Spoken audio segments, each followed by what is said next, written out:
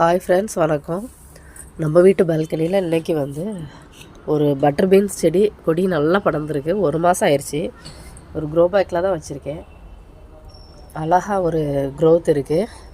இப்போ 1 மந்த் ஆனதும் இங்கே பாருங்கள், நல்லா கொடி போய் 2 க்ரோ பேக்கில் வச்சுருக்கேன். இப்போ என்னன்னா நல்லா அழகாக பூ வந்துருச்சு.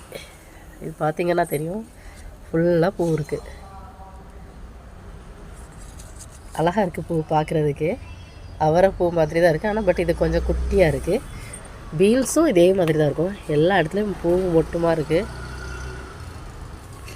காய் கூட வச்சிருச்சு. இதுதான் ஃபஸ்ட்டு காய்.